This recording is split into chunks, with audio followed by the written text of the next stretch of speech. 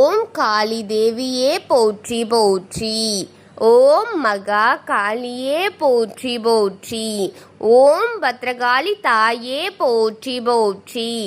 என் அன்பு குழந்தையே, இந்த மங்களகரமான தினத்தில் உனது பிரச்சனைகளை எல்லாம் போக்கி நீ கேட்ட வரங்களை எல்லாம் உன்னிடத்தில் அள்ளி கொடுத்திட வேண்டுமென்று உன்னை தேடி ஓடோடி வந்திருக்கும் இந்த தாயை அலட்சியம் செய்து விடாதே என் தங்கமே.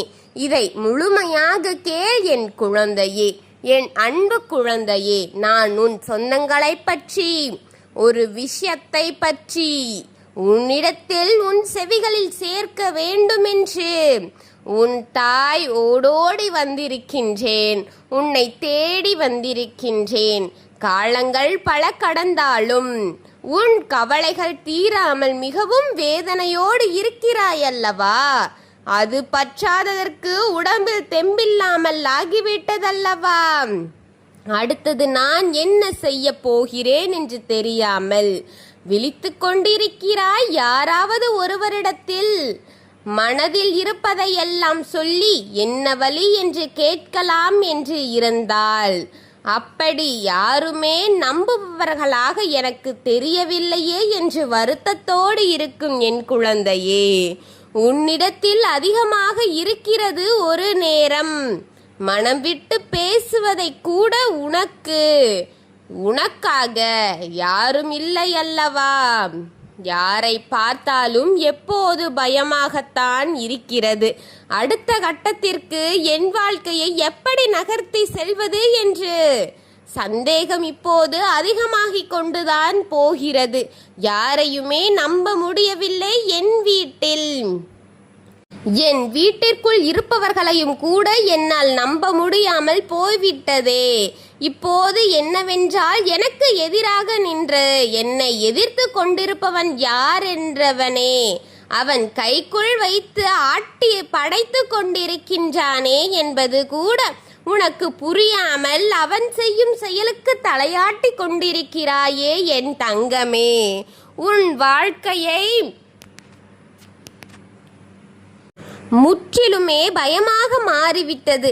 யாரை பார்த்தாலுமே அந்த சந்தேகம்தான் உன் மனதிற்குள் ஓடிக்கொண்டிருக்கின்றதா அல்லவா?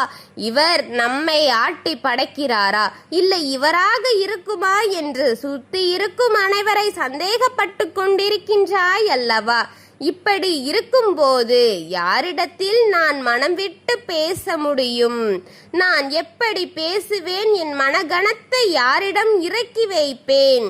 என் மனம் வலிக்கிறது. ஆயிரம் என் மனதில் கொட்டி கொட்டி கிடக்கிறது. தெய்வத்திடம் சொல்லலாம் என்று தெய்வத்தை கூட என் குரலை கேட்க மாட்டேன் என்று இருக்கிறதே. நான் என்ன செய்வது என்று நீ வருந்திக் கொண்டிருக்கின்றாய் என் பிள்ளையே. இப்படிப்பட்ட சூழ்நிலையில்தான் நீ தவித்து கொண்டிருக்கிறாய். உன் காலகட்டங்கள் சற்றும் சரியில்லை பிள்ளையே. கர்மாக்களுக்கும் உன்னை ஆட்டி படைக்க வேண்டும் என்றுதான் காத்து கொண்டிருக்கிறது. இதிலிருந்தெல்லாம் உன்னை மீட்டெடுக்க வேண்டும் என்று உன்னை சுற்றி இருக்கும் உன் தெய்வங்களுக்கும் உன்னுடைய முன்னோர்களுக்கும் உனக்கு விருப்பமான தெய்வமாக இருக்கும் நானும் உனக்காகத்தான் போராடி கொண்டிருக்கின்றேன் என் பிள்ளையே. விரைவில் அனைத்தையும் சரி செய்ய வேண்டும் என்றுதான் போராடி கொண்டிருக்கின்றேன். விரைவில் உன்னை வென்று விடுவோம் பிள்ளையே. அனைத்தையும் கவலைப்படாதே. முற்றிலும் வாழ்க்கை போய்விட்டது என்று பயத்தை நீக்கிவிடு. முதலிலே உன் மனதில் தைரியம் வந்தால் மட்டும்தான் உன் எதிரியை நீ வெல்ல முடியும் என்பதை புரிந்துகொள் பிள்ளையே. இப்போது உன்னுடைய தகப்பன் வழி வரும் ஒரு சொந்தத்தை பற்றித்தான் நான் உன்னிடம் சொல்ல வேண்டும். என் குழந்தையே, உன் தகப்பன் வழியில் வரும் ஒரு சொந்தம் ஒரு தெய்வத்தை தான் கைக்குள் போட்டு வைத்துக்கொண்டு இரத்த காவுகளை கொடுத்து அந்த தெய்வத்தை உனக்கு எதிராக திருப்ப வேண்டும் என்று முழு நேர வேலையாக இதில் இறங்கி இருக்கிறார்கள் பிள்ளையே. அந்த தெய்வத்திற்கு இரத்த காவுகளை கொடுத்து கொண்டே இருக்கிறார்கள் என் தங்கமே. சிறிதும் அயராமல் உழைத்து கொண்டிருக்கிறார்கள் உன்னை அழிக்கும் குறிக்கோளோடு நீ வாழ்ந்து விடுவாய் என்ற பயத்தோடு அவர்கள் செயல்படுத்திக் கொண்டிருக்கிறார்கள். அவனுக்கு முன்னால் நீ வாழக்கூடாது.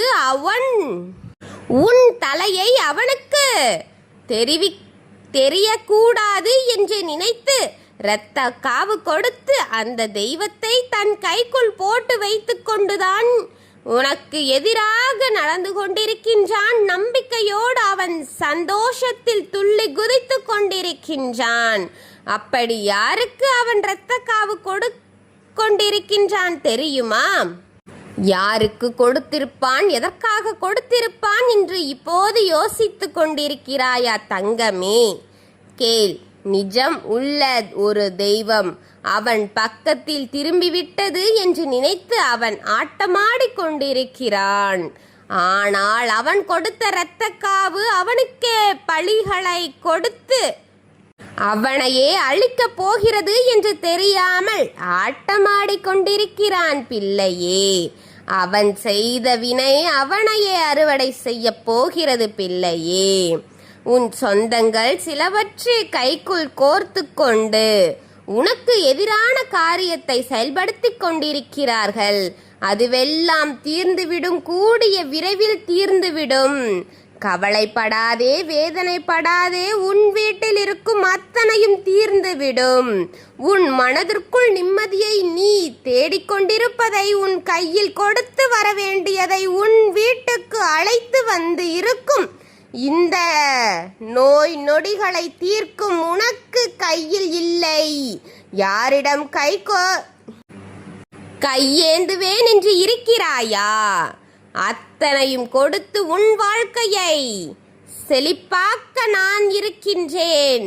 கவலைப்படாதே.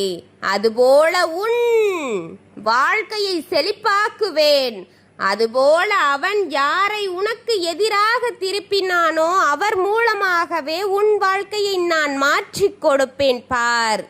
ஏனென்றால் அது நியாயமுள்ள தெய்வம். அந்த தெய்வம் உன் பக்கம்தான் இருக்கிறது. உன்னை பற்றிதான் அவதூறு செய்திகளை சொல்லி சொல்லி இரத்த காவு கொடுத்த அந்த தெய்வத்தின் மூலம் உன்னை அழிக்கலாம் என்று நினைத்த உன் எதிரிக்கு அவன் முகத்தில் கரியை பூச காத்திருக்கிறது பிள்ளையே.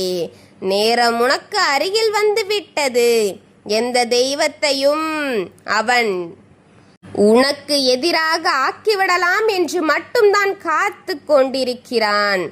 எந்த தெய்வம் தாயே அவன் இரத்த காவு கொடுத்தான்? தெய்வம் எது, என்னதான் என்று கேட்கிறாயா? 10ஆம் படி கருப்புசாமி. அந்த தெய்வம்தான் உனக்கு எதிராக அவன் திருப்பி உன்னை அழிக்க அவன் வேண்டி கொடுத்தான். அவன் வேண்டியது அவனுக்கே திரும்ப போகிறது. உன் கண்ணுக்கு முன்னால் உன் எதிரி அழிய போகின்றான். கருப்பன் உன் துணை என்பது அவனுக்கு தெரியாமல் போய்விட்டது. கருப்பன் நீதி நியாயம் என சொல்லும் சாமி என்பதும் தெரியாமல் போய்விட்டது. இவன் ஒன்று சொன்னால் அனைத்தும் சரியாகிவிடுமாம். 18ஆம் படி கருப்பன் அவனை அழிக்க இறங்கிவிட்டான் பிள்ளையே. சொந்தக்காரர்கள் என்று போர்வையில் ஒளிந்து கொண்டிருக்கும் அந்த அசுத்த ஆவியை அழிக்கப் போகின்றான் பார். இந்த நேரத்தில் நீ செய்த வேண்டியது என்ன தெரியுமா? 18ஆம் படி கருப்புசாமி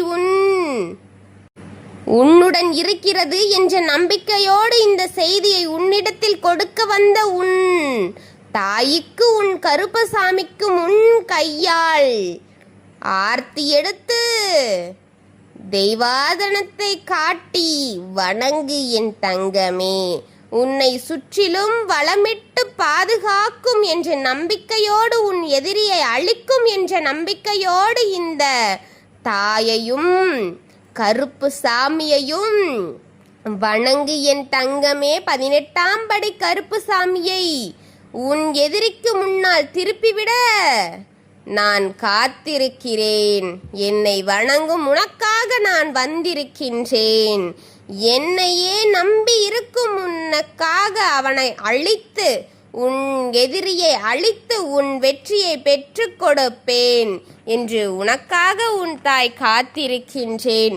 என்றும் உன் தெய்வம் உன்னோடு தான் இருப்பேன். தெய்வங்கள் உன்னை பார்த்து கொண்டிருக்கிறது என்ற நம்பிக்கையோடு, நல்லதே உனக்கு கொடுத்து கொண்டிருக்கிறது என்ற நம்பிக்கையோடு என்னை வணங்கு. என்றும் உனக்காகத்தான் இந்த இருக்கிறேன் என்ற நம்பிக்கையோடு இதை முழுமையாக கேட்ட உனக்கு நன்மையை மட்டும் செய்து கொடுப்பேன். என்னை நம்பிய உனக்கு நல்லதை செய்து கொடுப்பேன். இதை முழுமையாக கேட்டால் உனக்கு துணையாக நான் இருப்பதை யாராலும் தடுத்துவிட முடியாது. இதை கேட்காமல் பாதியில் தள்ளிவிட்ட போனவர்களுக்கு, என் அருமை தெரியாதவர்களுக்கு பாதகங்கள் உருவானால் அதற்கு நான் பொறுப்பல்ல. நான் இருக்கிறேன் என்ற நம்பிக்கையோடு என்னை கையெடுத்து வணங்கி இதை முழுமையாக பார்த்த என் பக்தர்கள் அனைவருக்கும் துணையாக இருந்து அவர்களுக்கான வாழ்க்கையில் நல்லதை மட்டும் நடத்தி கொடுப்பேன் என்று சத்திய வாக்கை உன்னிடம் கொடுத்துவிட்டு செல்கின்றேன். ஓம் காளி தேவியே போற்றி போற்றி. ஓம் பத்ரகாளி தாயே போற்றி போற்றி. ஓம் பைரவக்காளி தேவியே போற்றி போற்றி. வாழ்க வளமுடன்.